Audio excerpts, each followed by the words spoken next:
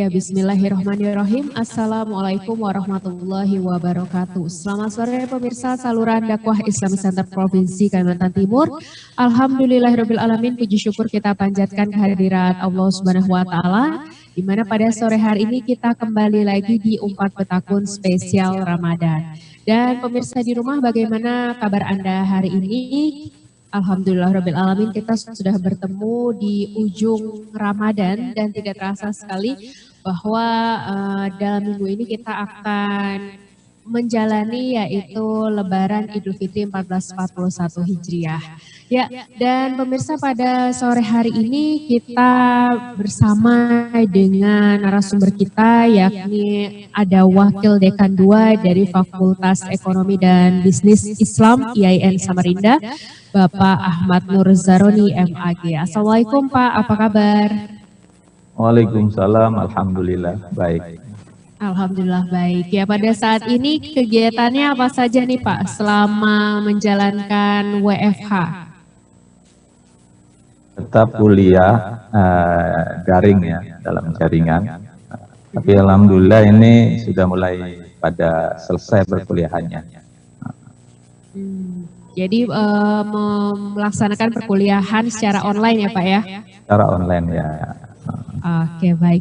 Ya, dan pemirsa, tema kita pada hari ini kita akan membahas mengenai fikih zakat. Dan pemirsa di rumah juga dapat menyaksikan siaran kami di channel YouTube kami di saluran dakwah Islamic Center Provinsi Kalimantan Timur. Nah, pemirsa di rumah juga dapat meninggalkan pertanyaannya di kolom komentar.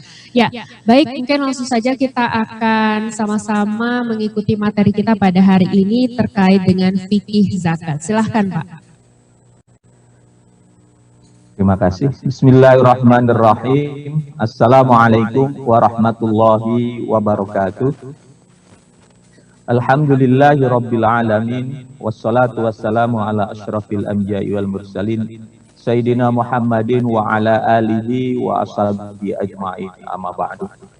Kaum muslimin dan muslimat, pemirsa Islamic Center TV Kaltim yang dirahmati oleh Allah Subhanahu wa Ta'ala. Alhamdulillah, puji syukur kita panjatkan kehadirat Allah Subhanahu wa Ta'ala atas nikmat, rahmat, hidayah dan taufiknya hingga sampai hari ini kita masih bisa melaksanakan ibadah Ramadan. Alhamdulillah kita sudah sampai pada hari ke-25 insya-Allah. Mudah-mudahan amal ibadah kita diterima oleh Allah Subhanahu wa Ta'ala. Amin ya rabbal alamin. Salawat dan salam tak lupa semoga selalu senantiasa tercurahkan kepada junjungan kita Nabi besar Muhammad sallallahu alaihi wasallam serta sahabatnya, keluarganya dan seluruh pengikutnya hingga akhir zaman. Kaum muslimin dan muslimat yang dirahmati oleh Allah Subhanahu wa Ta'ala, pada sore hari ini kita akan membahas tentang fikih zakat. Bicara tentang zakat, bahwa ibadah zakat ini adalah ibadah yang luar biasa.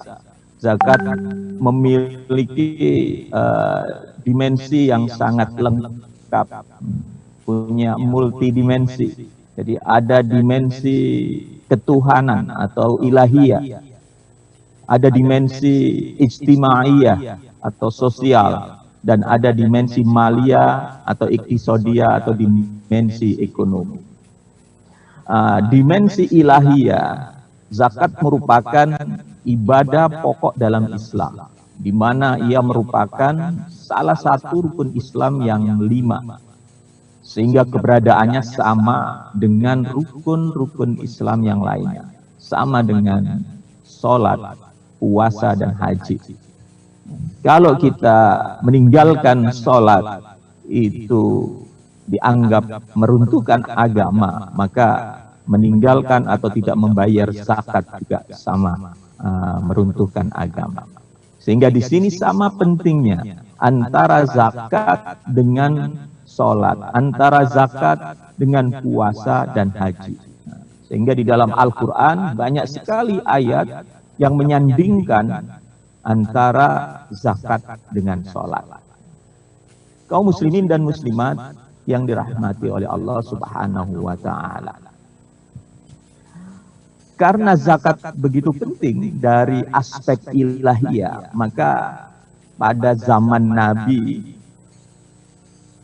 zakat ini sangat dipantau. Bahkan ada semacam pemaksaan ketika ada orang yang tidak mau membayar zakat karena bunyi perintahnya itu menggunakan fi'il amr atau kata kerja perintah. Khudh min amwalihim shadaqatan. Ambillah dari harta mereka zakat atau sedekah.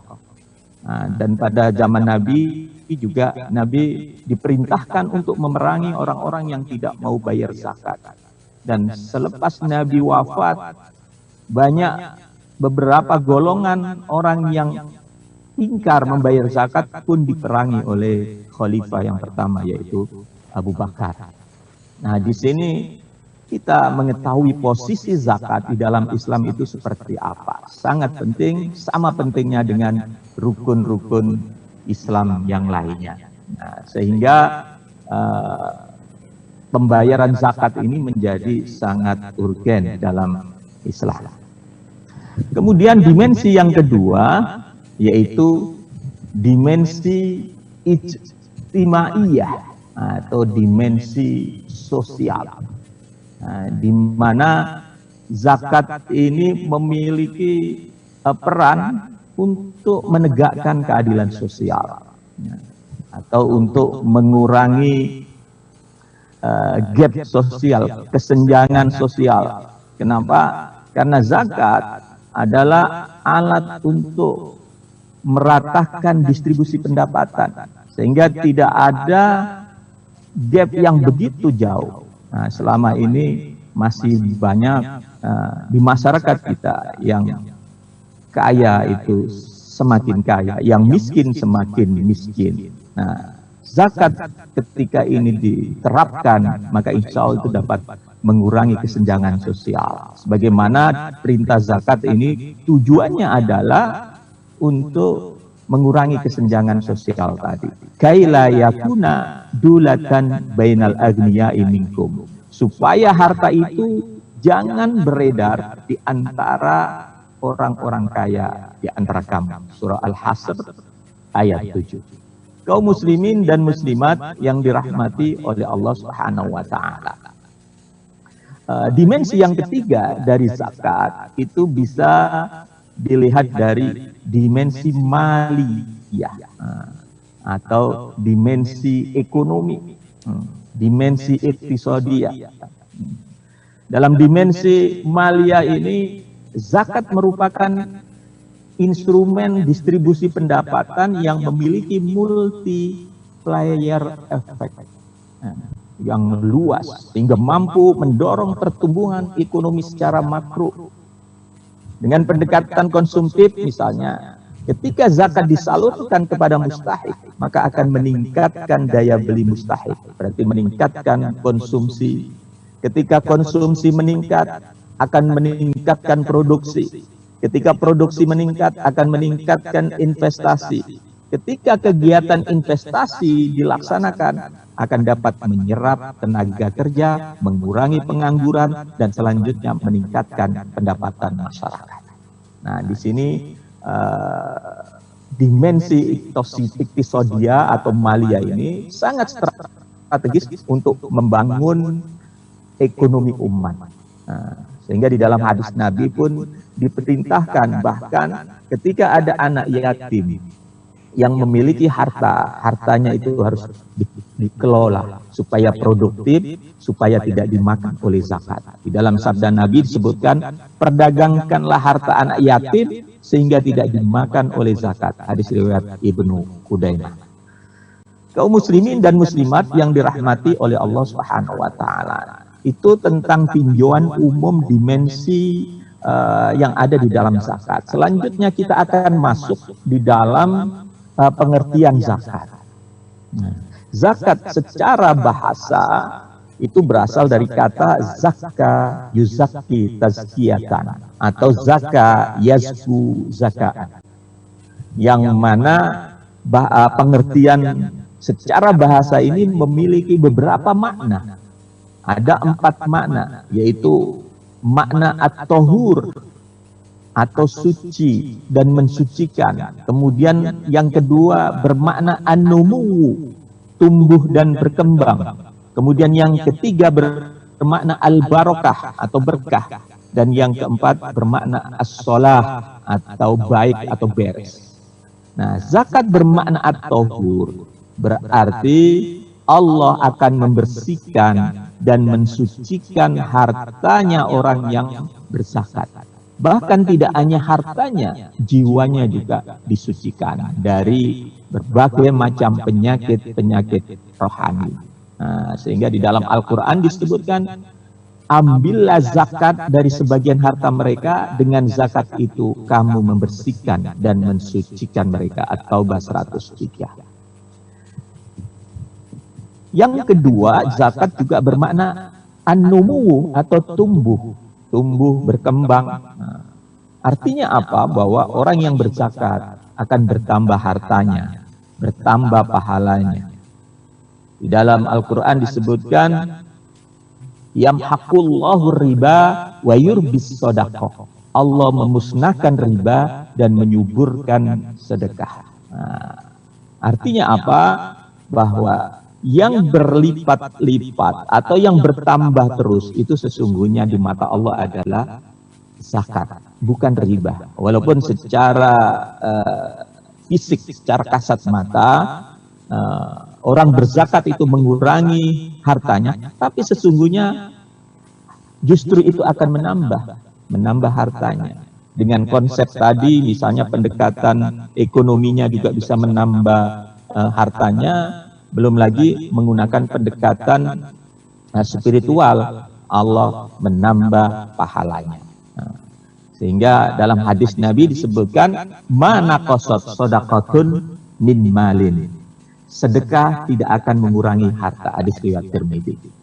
Yang ketiga, zakat juga bermakna al-barakah atau berkah.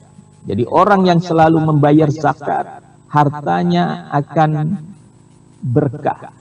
Kehidupannya akan berkah, hidupnya akan lebih baik, keluarganya akan lebih baik, tercukupi kebutuhannya, dan yang lebih penting lagi, dia akan mendapatkan kemenangan, kebahagiaan di dunia dan di akhirat. Nah, kemudian yang terakhir, zakat bermakna as-shalah, artinya itu bagus atau beres. Orang yang selalu menunaikan zakat, hartanya akan bagus, tidak ada masalah, terhindar dari permasalahan-permasalahan. Begitu juga hatinya selalu merasakan kepuasan, qanaah terhadap harta yang dimilikinya tanpa ada rasa mengeluh akan kekurangan dan lain sebagainya. Karena dianggap semuanya sudah beres, tidak ada hak orang lain yang dia makan. Semuanya sudah ditunaikan sehingga hartanya menjadi harta yang sholah atau bagus, harta yang beres. Nah, ini secara bahasa. Nah, secara istilah, zakat berarti mengeluarkan yang diwajibkan atas harta tertentu untuk diberikan kepada golongan tertentu dengan syarat dan rukun tertentu. Nah, dalam definisi ini jelas bahwa ada ketentuan-ketentuannya yang membedakan antara zakat dengan sedekah atau infak yang lain. Nah, tidak boleh sembarangan diberikan kepada orang, dan juga tidak boleh sembarangan berapa mengeluarkannya. Ada kadarnya. Berbeda jenis harta, kadarnya juga bisa berbeda. Karena ada nisabnya, ada kadar yang dizakatinya, kemudian ada sasarannya. Nah, dan itu sudah ditentukan di dalam Al-Quran. Nah, itu zakat. Sehingga di sini ada perbedaan antara zakat, infak, dan sedekah. Nah, kalau zakat itu hukumnya wajib, jumlahnya, waktunya, sasarannya ditentukan, maka infak di sini ada infak wajib, ada infak sunnah. Nah, jadi ini lebih umum dibanding zakat. Ada infak wajib, ada infak sunnah. Kalau infak wajib seperti kafarah atau nadar, dan juga masuk zakat. Zakat itu juga bisa dimasukkan dalam infak wajib. Makanya di dalam Al-Quran ada beberapa istilah zakat itu menggunakan istilah infak. Artinya ketika ada ayat menyebutkan kata infak, itu harus kita lihat konteksnya. Ini apakah infak wajib, apakah infak sunnah. Nah, sedangkan kalau infak sunnah ya seperti sumbangan biasa, di mana di situ tidak ditentukan jumlahnya berapa, kemudian boleh diberikan kepada siapa saja, tidak harus kepada 8 asnaf atau 8 golongan yang berhak menerima zakat. Nah, sedangkan sodako ini lebih umum lagi. Ya. Sodako ini juga ada sodako wajib dan sodako sunnah. Sodako wajib itu termasuk zakat, karena di dalam Al-Quran juga ketika menyebut zakat itu menggunakan istilah sodako. Seperti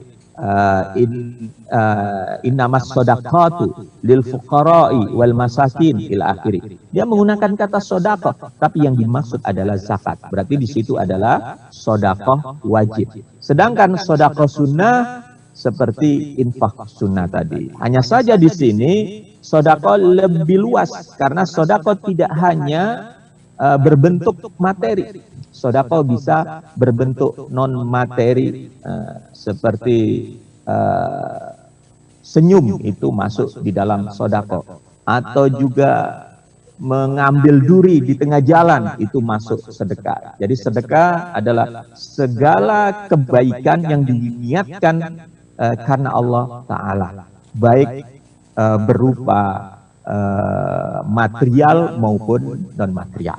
Nah, ini supaya kita ketahui perbedaannya antara zakat, infak, dan sodako. Zakat ini memang khusus, khusus, hartanya sudah ditentukan, nisabnya ditentukan, besarannya ditentukan, dan siapa yang menerima juga sudah ditentukan. Sedangkan infak dan sedekah itu tidak ditentukan, terutama kalau infak sunnah dan sodako sunnah. Nah, selanjutnya dasar hukumnya. Apa dasar hukumnya zakat? Ya, zakat hukumnya wajib. Nah, banyak sekali ayat maupun hadis Nabi yang menjelaskan tentang hukum zakat itu. Di antaranya misalnya dalam surah Al-Bayyinah, wa ma umiru illa liya'budullaha mukhlishina lahuddin hunafa'a wa yuqimus shalah wa yu'tuz zakah. Sini ada kata wa yu'tuz zakah. Ya. Jadi padahal mereka tidak disuruh kecuali supaya menyembah Allah dengan memurnikan ketaatan kepadanya dan menjalankan agama yang lurus, dan supaya mereka mendirikan sholat dan menunaikan zakat. Nah, kemudian di dalam hadis Nabi riwayat muttafaqun alaih, buniyal islamu ala khamsin syahadati alla ilaha illallah wa anna muhammadar rasulullah wa iqamis shalah wa ita'iz zakah wa shaumi ramadan hajjil baiti man istata'a ilaihi sabila. Hadis tentang rukun Islam. Ini menjadi landasan hukum kewajiban zakat. Dalam surah Al-Baqarah 43 juga dijelaskan wa aqimus shalah wa atuz zakah warka'u ma'ar rafi'in. Dan dirikanlah sholat, tunaikanlah zakat, dan rukuklah beserta orang-orang yang rukuk. Kemudian surat Taubah juga disebutkan khudh min amwalihim shadaqatan tutahhiruhum wa tuzakkihim. Di sini menggunakan kata sedekah, tapi yang dimaksud juga zakat. Kaum muslimin dan muslimat yang dirahmati oleh Allah Subhanahu wa taala. Selanjutnya, zakat itu dibagi menjadi dua. Jadi ada jenis zakat, ada dua, yaitu zakat jiwa dan zakat harta. Zakat jiwa biasanya disebut dengan zakat fitrah atau zakat nafas, yaitu zakat diri. Zakat jiwa atau zakat diri yang diwajibkan atas diri setiap individu, lelaki, perempuan, muslim yang berkemampuan dengan syarat-syarat yang ditetapkan. Jadi yang dizakati itu diri. Ini zakat fitrah yang insya Allah kita akan laksanakan, dan mungkin sudah ada yang melaksanakan, karena zakat fitrah ini melekat satu paket dengan puasa Ramadan. Kemudian yang kedua adalah zakat harta yang disebut dengan zakat mal, yaitu zakat yang dikenakan atas harta yang dimiliki oleh individu dengan syarat-syarat dan ketentuan-ketentuan yang telah ditetapkan secara syara. Ini zakat mal atau zakat harta. Jadi kalau yang pertama zakat fitrah itu yang dizakati adalah jiwanya, dirinya, maka kalau zakat mal yang dizakati adalah hartanya. Sehingga yang disucikan nanti itu harta, tapi juga berdampak pada kesucian diri juga. Oke. Nah, apa itu zakat fitrah? Kita akan bahas dulu zakat fitrah sekilas ya. Zakat fitrah adalah zakat yang wajib dikeluarkan disebabkan berbuka dari puasa Ramadan atas setiap diri kaum muslimin, baik kecil atau dewasa, laki-laki atau perempuan, budak atau merdeka. Jadi yang menjadi sebab wajibnya itu berbuka dari puasa Ramadan hari terakhir ya, itu 1 Syawal. Ketika masuk 1 Syawal, disitulah kewajiban zakat fitrah. Ketika ada orang yang tidak sampai pada 1 Syawal, tidak wajib berzakat fitrah. Nah, zakat fitrah ini disyariatkan pada tahun kedua Hijriah, yaitu ketika tahun diwajibkannya puasa Ramadan. Jadi sama tahun kedua Hijriah berarti di Madinah itu puasa Ramadan diwajibkan, juga zakat fitrah diwajibkan. Gunanya zakat fitrah atau hikmahnya adalah mensucikan orang yang puasa. Jadi kenapa ini diwajibkan bersamaan dengan puasa Ramadan? Karena fungsinya memang untuk mensucikan orang yang berpuasa dari perbuatan dan perkataan yang sia-sia dan keji, dan untuk memberi makan orang miskin tentunya. Nah, karena mungkin ketika kita berpuasa, disengaja maupun tidak disengaja, kita melakukan perbuatan yang sia-sia, itu dibersihkan dengan zakat fitrah, mensucikan diri. Nah, apa yang harus dikeluarkan ketika melakukan zakat fitrah ini? Kalau di dalam hadis Nabi itu ada 5 jenis yang dikeluarkan pada zaman Nabi, yaitu makanan pokok.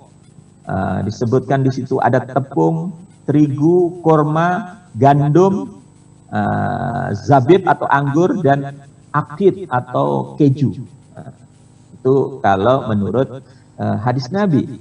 Tetapi untuk negara atau daerah tertentu yang makanan pokoknya itu bukan 5 jenis makanan tadi, maka madhab imam madhab atau ulama-ulama membolehkan membayar zakat dengan makanan pokok yang lain.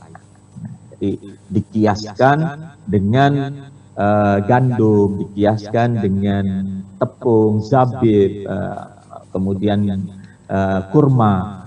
Jadi sama-sama makanan pokoknya. Kalau di Indonesia berarti makanan pokoknya beras. Nah, menurut madhab Hanafi, membayar zakat fitrah juga boleh dilakukan dengan membayarkan harganya dari makanan pokok yang dia makan. Berarti bisa menggunakan uang tunai, yang sekarang mungkin sudah banyak dilakukan karena dianggap lebih praktis, lebih simpel, dan lebih memudahkan bagi amil, dan juga mungkin lebih bermanfaat bagi mustahik, gitu ya. Karena ketika mustahik itu menerima beras semuanya, maka nanti akan over itu berasnya, sementara mereka membutuhkan makanan tidak hanya beras. Kalau kemudian itu semuanya beras, sementara tidak punya uang untuk membeli kebutuhan yang lainnya, ada lauk pauk, ada minyak dan lain sebagainya, maka ini agak bermasalah. Nah, sehingga disinilah kemudian ada ulama yang membolehkan membayar zakat fitrah dengan uang.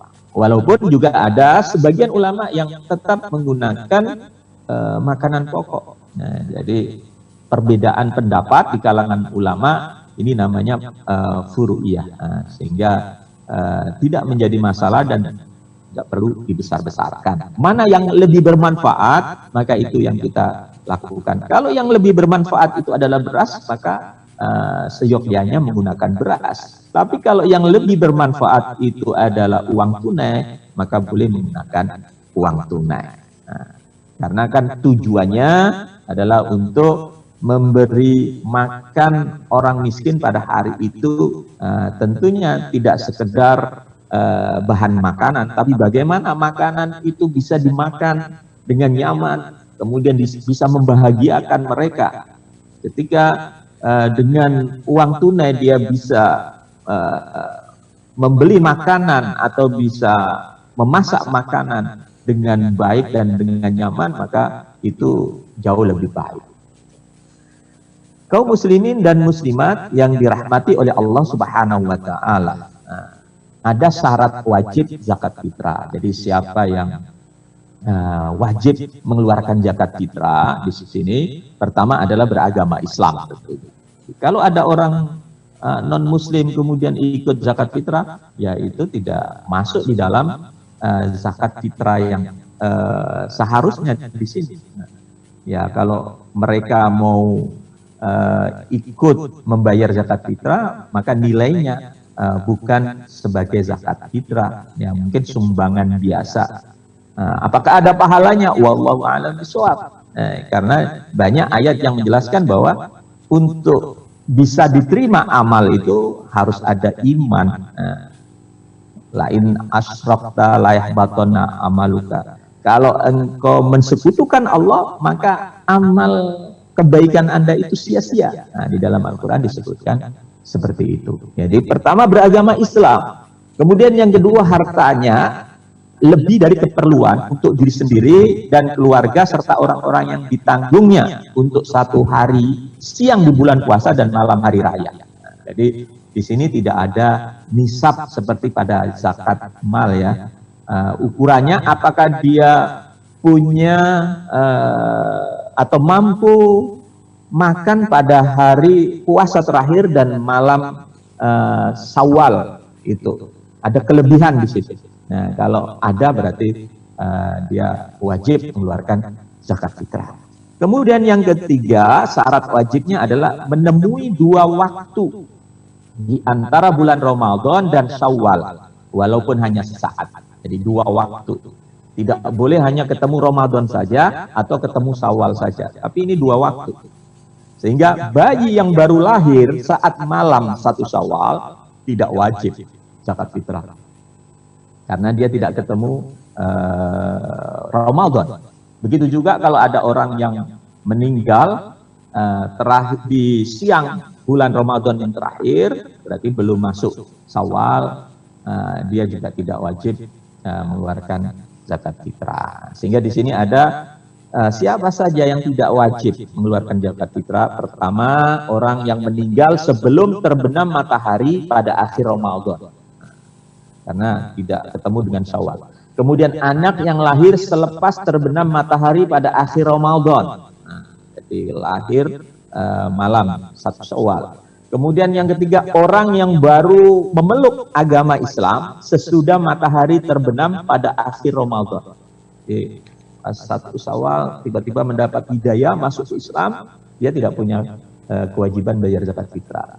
Yang keempat, tanggungan istri yang baru saja dinikahi selepas matahari terbenam pada akhir Ramadan. Nah, jadi kalau ada orang menikah pas 1 Syawal, malam 1 Syawal itu, dia tidak punya tanggungan untuk membayarkan istrinya tadi. Tapi bukan berarti istrinya nggak wajib, istrinya tetap wajib. Hanya saja suaminya tidak punya kewajiban untuk menanggung istrinya. Tapi bagaimana kalau membayarkan? Ya nggak apa-apa.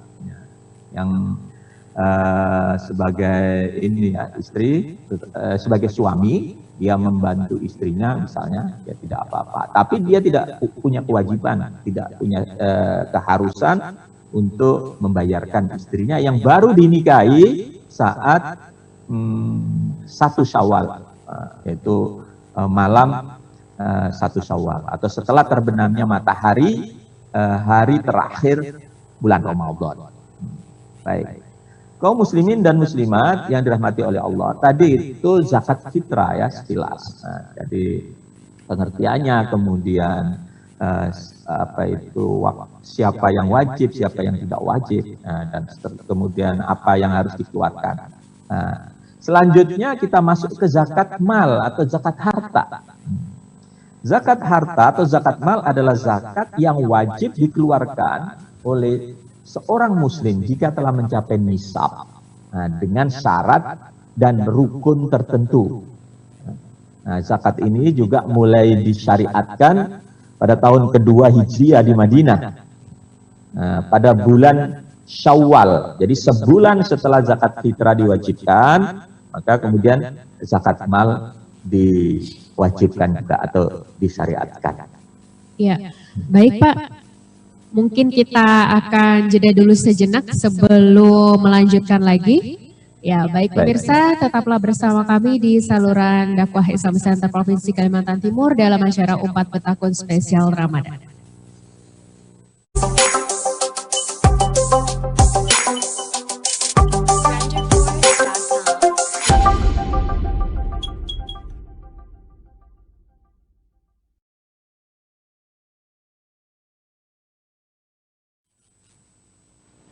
Ya baik pemirsa, masih bersama kami di Umpat Betakun Spesial Ramadan dan masih dengan tema kita pada hari ini yakni fikih zakat dengan Bapak Ahmad Nur Zaroni MAG, yaitu Wakil Dekan 2 FEBI YIN Samarinda. Nah, tadi kita sudah membahas mengenai zakat fitrah dan nanti kita akan lanjutkan dengan poin zakat mal dan poin-poin lainnya. Namun kita akan menjawab dulu pertanyaan dari pemirsa ini. Ya. Zakat fitrah itu bagi kepala keluarga, ini misalnya untuk suami, anak, dan istri. Nah, kemudian jika istri ingin berzakat fitrah lagi, namun memakai harta pribadi dari si istri tersebut, itu boleh atau tidak? Atau apakah zakat fitrah ini hanya untuk satu nama saja? Misal si istri sudah dilaksanakan zakat fitrah oleh suaminya. Nah, kemudian apakah istri kemudian tidak boleh lagi untuk berzakat fitrah dengan harta sendiri? Silahkan Pak jawabannya. Baik, terima kasih pertanyaannya. Bagaimana seorang istri yang sudah dikeluarkan zakat fitrahnya oleh suaminya, kemudian dia mengeluarkan lagi zakat fitrah. Nah, ketika suaminya sudah mengeluarkan zakat fitrah atas istrinya, sebetulnya kewajiban si istri tadi sudah gugur. Nah, bagaimana kalau si istri mau membayar zakat fitrah lagi? Nah, nanti yang kedua ini hitungannya bukan zakat fitrah, tapi zakat sunnah atau sodakoh biasa. Ya. Tetap saja mendapatkan pahala. Jadi tidak sia-sia, tetap mendapatkan pahala dari kebaikan atau sedekah yang dia lakukan. Insyaallah, Allah a'lam bishawab. Oke, nah kemudian berarti ini termasuk dalam sodakoh gitu ya Pak ya. Nah, kemudian kalau niatnya untuk zakat mal, ini boleh ya Pak ya? Zakat mal berbeda dengan zakat fitrah ya. Jadi ukurannya juga berbeda. Jadi tidak bisa zakat fitrah diniatkan untuk zakat mal karena besarannya itu beda. Harus dihitung dulu hartanya, baru kemudian dikeluarkan dia berapa persen, apa 2,5%, apa 5%, apa 10%, apa 20%, tergantung jenis hartanya. Oke baik, kalau begitu ini semoga menjawab pertanyaan dari pemirsa di rumah dan langsung kita akan lanjut lagi ya Pak ya dengan poin zakat mal yang selanjutnya. Silahkan Pak. Baik, pemirsa TV Islamic Center Kaltim yang dirahmati oleh Allah Subhanahu wa Ta'ala. Kita lanjutkan pada pembahasan zakat mal. Ya. Zakat mal adalah zakat harta. Nah, harta apa saja yang diwajibkan untuk dizakati? Di dalam Al-Quran maupun hadis Nabi, ada beberapa jenis-jenis harta yang secara eksplisit disebutkan. Nah, di antaranya adalah emas, perak, kemudian harta perniagaan, kemudian harta pertanian dan buah-buahan, ada hewan ternak, kemudian rikas. Ada 5 jenis harta ini yang disebutkan secara eksplisit di dalam Al-Quran maupun hadis Nabi.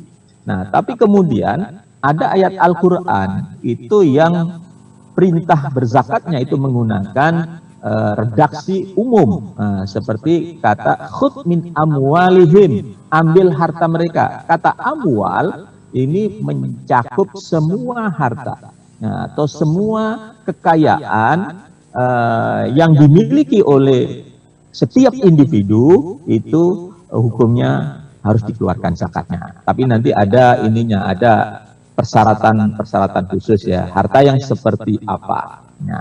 Nah, kita sebutkan tadi ada 5 yang disebutkan di dalam secara eksplisit di dalam kitab fikih klasik yang bersumber dari Al-Quran maupun hadis Nabi. Tapi kemudian ditambahkan lagi yang belakangan disebut dengan zakat kontemporer. Nah, itu ada zakat profesi, kemudian ada zakat investasi, zakat tabungan, ada juga zakat perusahaan, ada zakat saham, ada zakat obligasi. Nah, kita banyak sekali di situ pembahasan tentang zakat kontemporer. Nah, kita masuk kepada zakat klasik dulu ya, atau yang disebutkan di dalam Al-Quran secara eksplisit maupun hadis Nabi, yaitu zakat emas dan perak. Nah, untuk zakat emas dan perak ini, siapa yang memiliki emas nilai 85 gram nisabnya ini, maka wajib mengeluarkan zakat. Jadi minimal 85 gram atau 20 dinar emas dengan haul atau cukup 1 tahun, maka zakatnya 2,5%. Nah, emas yang seperti apa?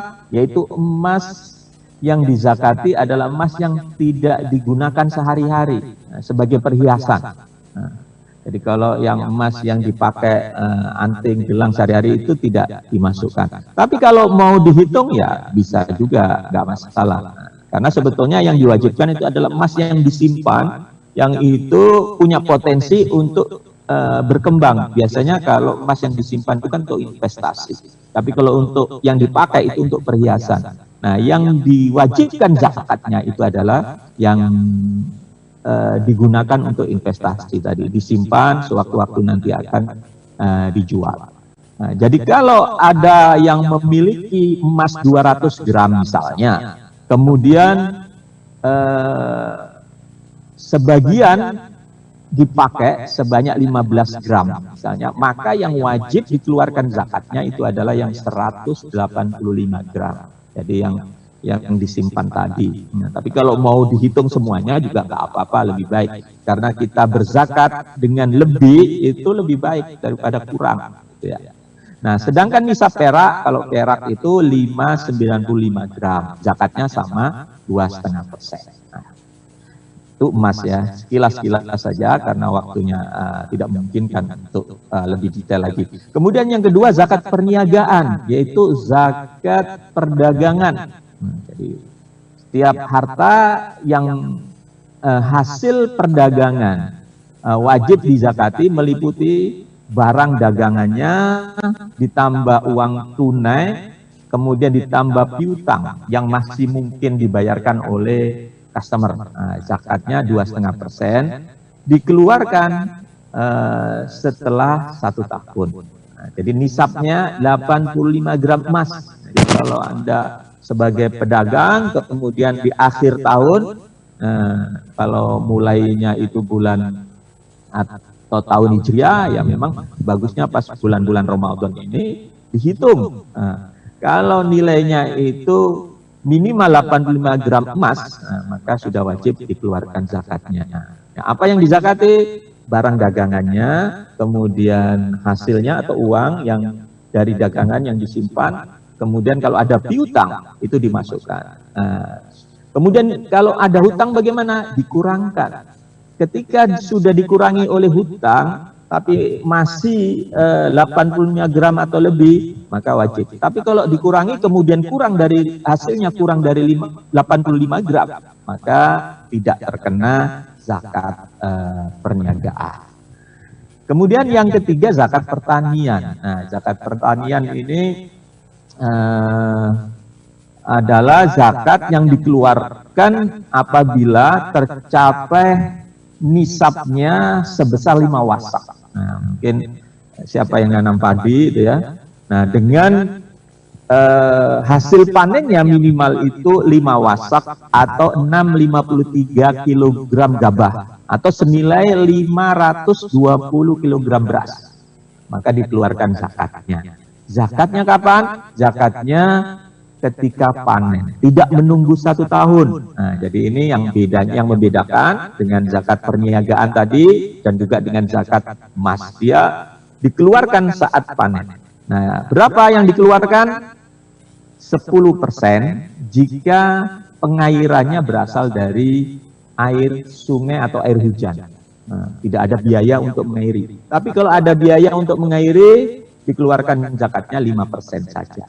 Nah, itu untuk pertanian. Nah, kalau hewan ternak, itu ada unta ya mungkin tidak kita bahas ya karena tidak relevan di sini ya. Kita mungkin nggak ada yang punya unta di sini.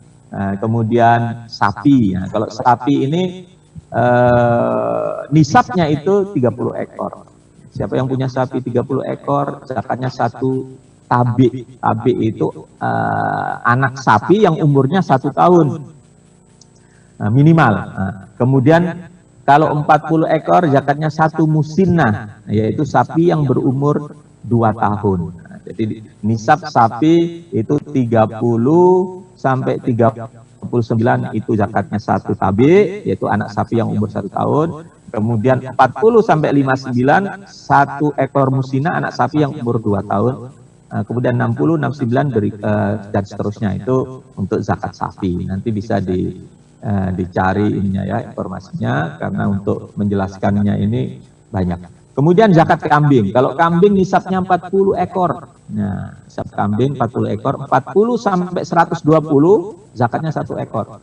121 sampai 200 2 ekor kambing. 201 sampai 399 zakatnya 3 ekor kambing. Nah, dan seterusnya sampai 100 ekor zakatnya ini ditambahkan gitu ya. Jadi 500 sampai 599 5 ekor. Sampai 100 tambahnya 1 gitu, kelipatan. Nah, itu untuk nisab zakat kambing. Nah, mungkin kalau masyarakat yang banyak pencahariannya itu ternak kambing, maka ini relevan untuk diketahui dan dipahami. Kemudian zakat tambang, hasil laut dan rikas. Nah, tambang ini ada disebut ma'din, ada kanjun, ada rikas. Nah, kalau yang ma'din ini barang tambang, yaitu sesuatu yang dihasilkan oleh bumi yang berbentuk benda seperti emas, perak, besi, intan dan seterusnya, batu bara, bahkan juga yang berbentuk cair atau minyak bumi. Nah, itu zakatnya berapa? Ada yang berpandangan 20%, ada yang berpandangan 2,5%. Yang 20% ini seperti Abu Hanifah dan kawan-kawannya. Yang 2,5% itu Ahmad dan Ishaq. Nah, itu berpendapat 2,5% karena dikiaskan dengan zakat uang. Dan Imam Malik dan Syafi'i juga berpendapat 2,5%. Nah, ada yang berpendapat kalau mendapatkannya itu mudah, seperti rikas misalnya itu ya, barang temuan. Itu mudah, maka zakatnya 20%. Tapi kalau menemukannya itu susah dengan biaya dan lain sebagainya, zakatnya 2,5%. Nah, intinya wajib dikeluarkan zakatnya, sedangkan berapa zakatnya itu sesuai dengan kondisinya. Kalau kondisinya memang untuk mendapatkannya itu susah, zakatnya 2,5%. Tapi kalau mudah, itu zakatnya 20%. Kemudian kekayaan laut, itu juga dizakati. Seperti di sini disebutkan ada mutiara, kemudian marjan, dan termasuk juga ikan dan lain sebagainya. Ini juga pendapat yang berpendapat tentang berapa zakatnya ini juga berbeda-beda sama dengan ma'din atau zakat tambang tadi. Ada yang 20%, ada yang 10%, ada yang 2,5%. Kalau 20% dia merujuk kepada rikas. Nah, kalau yang 10% dia merujuk kepada pertanian. Nah, jadi kalau zakat hasil laut ini begitu dapat tanpa menunggu 1 tahun langsung dikeluarkan zakatnya. Nah itu 10%. Ada yang 2,5%, ini merujuk kepada dirham dan dinar atau uang atau emas atau zakat perniagaan. Nah, jadi tergantung kepada merujuk kemana, mengkiaskannya kemana, itu laut ya.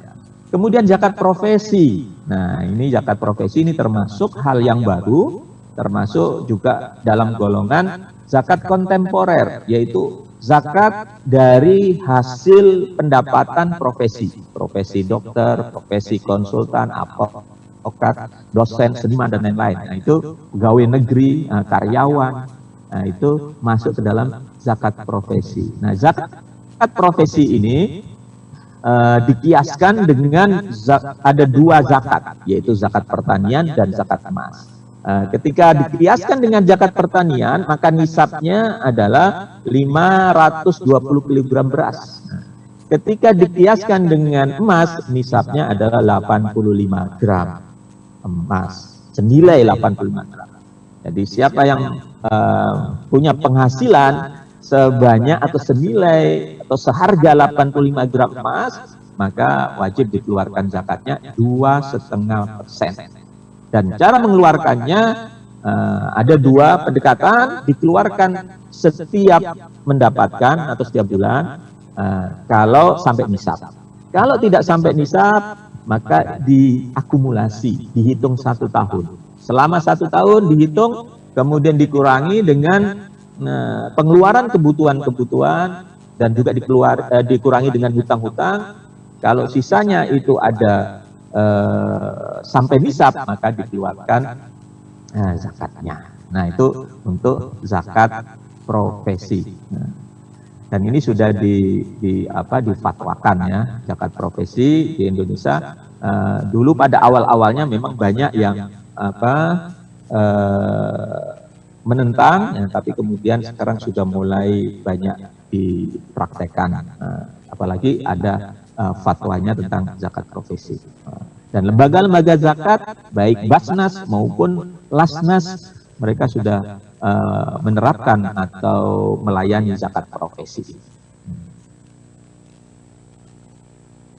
Kemudian zakat investasi. Nah, zakat investasi ini adalah zakat dikenakan untuk harta yang diperoleh dari hasil investasi. Seperti kalau punya bangunan disewakan, punya kendaraan disewakan, nah itu hasilnya dikeluarkan zakatnya. Jadi yang dikeluarkan zakatnya itu hasilnya, bukan bangunannya, bukan mobilnya, bukan, tapi hasilnya. Setiap mendapatkan hasil, maka dikeluarkan zakat. Ini dikiaskan dengan zakat pertanian. Nah kemudian terakhir di sini adalah zakat tabungan. Nah, zakat tabungan ini dikiaskan dengan emas. Emas yang disimpan atau kalau ada uang yang ditabung sampai 1 tahun senilai harga emas, maka dikeluarkan zakatnya 2,5%. Nah ini untuk harta-harta yang wajib dikeluarkan. Nah, sedangkan yang berhak menerimanya zakat, sebagaimana kita sebutkan tadi, ada 8 golongan, yaitu fakir, miskin, amil, mu'alaf, rikob atau budak, gorim, orang yang berhutang, kemudian fisabilillah, dan yang terakhir ibnus sabil. Hanya 8 inilah yang boleh menerima zakat mal. Selain itu tidak boleh. Oke. Nah, adapun hikmah zakat ini banyak sekali ya. Hikmah zakat. Pertama, zakat itu untuk menyempurnakan keislaman kita. Karena zakat adalah bagian atau salah satu dari rukun Islam. Kemudian yang kedua, zakat adalah bukti kebenaran iman kita. Karena ketika kita beriman, maka buktinya adalah kita laksanakan zakat tadi. Kemudian yang ketiga, menyempurnakan iman. Jadi sudah beriman tapi tidak sempurna ketika tidak berzakat. Nah, la yu'minu ahadukum hatta yuhibba li akhihi ma yuhibbu li nafsi. Tidak beriman atau tidak sempurna iman seseorang itu ketika dia tidak mencintai saudaranya seperti mencintai dirinya. Nah, zakat adalah upaya untuk itu. Nah, kemudian berikutnya adalah berakhlak dengan akhlak Allah. Nah, Allah itu Ar-Razzaq, maha memberi rezeki. Allah itu Ar-Rahman, Ar-Rahim, maha kasih, maha sayang. Nah, zakat adalah bagian dari sifat itu. Dengan mengeluarkan zakat, sesungguhnya kita mengikuti sifat Allah dalam tanda kutip, yaitu sifat Allah dalam ukuran manusia, bukan kemudian kita menyamai Allah. Allah tidak disamai oleh makhluk. Kemudian yang berikutnya adalah untuk membersihkan harta, kemudian mensucikan jiwa, menjaga harta, kemudian menjadikan harta bertambah, penolong kaum fakir miskin, mengobati hati dari cinta dunia, menguatkan batin atau spiritual, optimis, tegar, tidak lemah, tidak egois, tidak kalah dengan hawa nafsu. Nah, kemudian sebagai syukur nikmat harta, kemudian melipat gandakan pahala, dan yang terakhir merupakan sebab turunnya rahmat Allah Subhanahu wa taala ketika mengeluarkan zakat fitrah. Kaum muslimin dan muslimat yang dirahmati oleh Allah Subhanahu wa taala. Banyak sekali hikmah zakat ini yang kemudian harus kita praktekkan atau kita laksanakan dalam kehidupan sehari-hari sebagai seorang muslim untuk menyempurnakan keislaman kita dan untuk menyempurnakan keimanan kita. Baik, demikian barangkali mudah-mudahan bermanfaat. Mohon maaf atas segala kekurangan. Wabillahi taufiq wal hidayah. Wassalamualaikum warahmatullahi wabarakatuh.